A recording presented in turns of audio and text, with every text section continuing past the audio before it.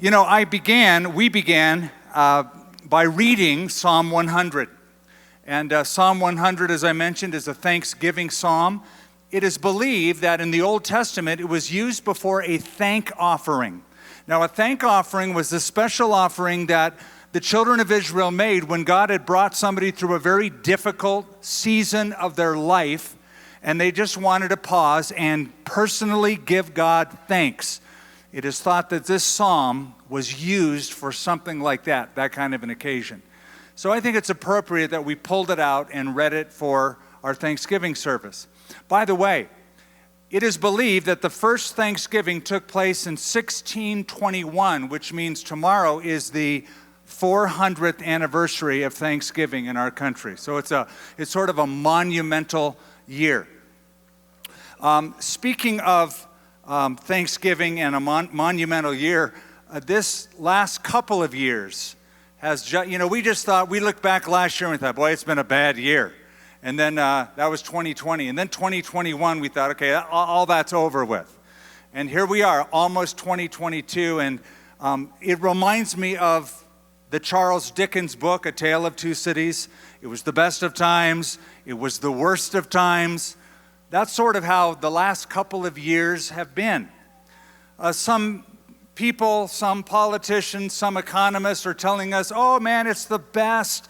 Stocks are going up, housing prices and housing market is remaining strong. But on the other hand, most people are feeling very disillusioned and disconnected during this time. So what I think we always need to do, and it's good that we are just having this service to do that, we should always view whatever you're going through. Learn to view your reality through the lens of God's sovereignty. Learn to see your reality, whether you're feeling good and times are good or times are bad, view your reality through the lens of God's sovereignty.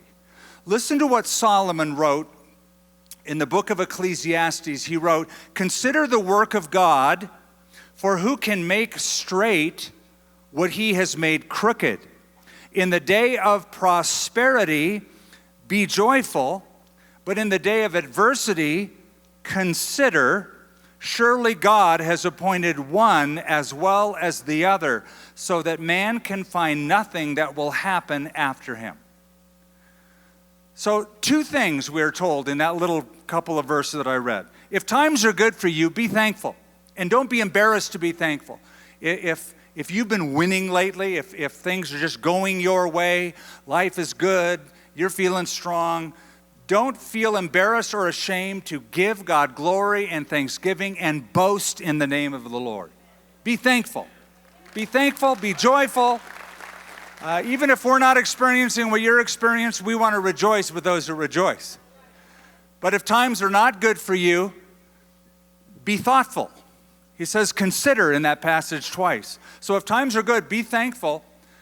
If times are not so good, be thoughtful. And think about it. And think that God makes one as well as the other. And think about this. By the way, the word think and thank are related in their stem. It's the same stem word. Because you need to think before you can thank. So when things are not good, start thinking this. That whatever season you are in right now in your life, it's only a season. The script is not over. The play is not over. And the one who writes the script for your life is still the hero of the script.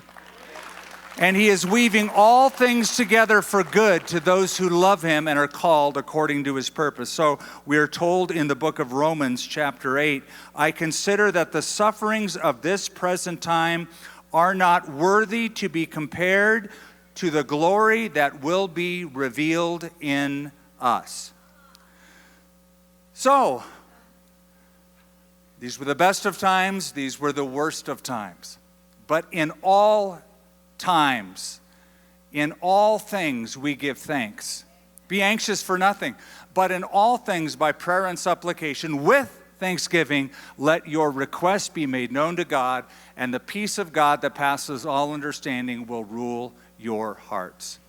Know this, the very sufferings and trials you may be experiencing are tools in the hands of God for a purpose, to make you a better person, a person with depth, so that you can last through the long haul. And so Paul writes to the Thessalonians that we should pray without ceasing, rejoice evermore, in everything give thanks, for this is the will of God in Christ Jesus for you. Well, I mentioned this is a very special service, and I wanted to give you a few words to think about. Be thankful, be thoughtful, and be joyful. Be joyful this season. You know, we're coming into a season of Christmas. Most people think of Thanksgiving as just, it's the beginning of Christmas. There's Thanksgiving, and then there's the real holiday, Black Friday. For a lot of people, that's the real holiday.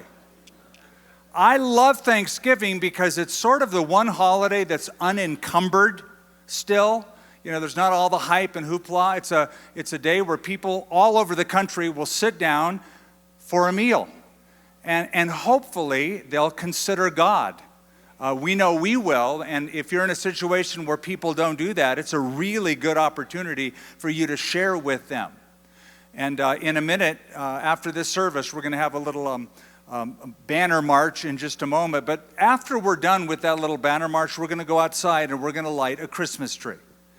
And people ask, well, why at a church do you light a Christmas tree?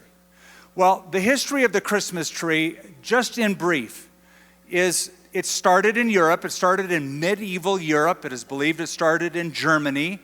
It was first called not a Christmas tree, but a paradise tree. It was during the feast of Adam and Eve, and originally it was a little pine tree, and wafers were hung on it to symbolize the Lord's Supper, communion, that He redeems us with His own blood on the tree. That was the purpose of that tree.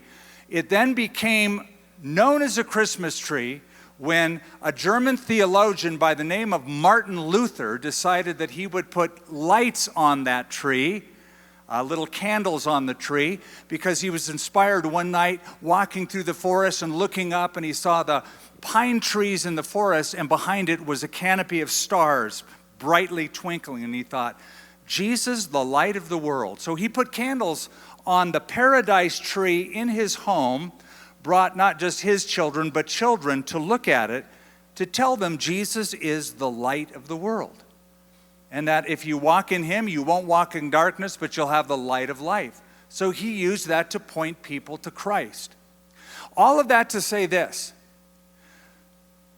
Around the world, whether you like it or not, the universal sign for Christmas is not a baby in a manger with 3 wise men. To us it is, but the universal sign around the world is a Christmas tree for Christmas. I have been around the world and I've seen Christmas trees in just about every culture, including when I was in Baghdad, Iraq. I saw Christmas trees during this time of the year. It's the symbol of Christmas. So you can say, well, I don't like that. Tough. You might not like that. But I'm saying instead of just not liking it, use it. Use it. You got a tree pointing upward. Why don't you do the same? Point upward. Use the tree to point to God. Tell people about the origin of the paradise tree. Tell them about Martin Luther. Tell them that Jesus Christ came to this earth to die for their sins on a tree. And let that tree point to that tree. We hope you enjoyed this special service from Calvary Church. We'd love to know how this message impacted you. Email us at mystory@calvarynm.church. And just a reminder, you can support this ministry with a financial gift at calvarynm.church/give. Thank you for joining us for this teaching from Calvary Church.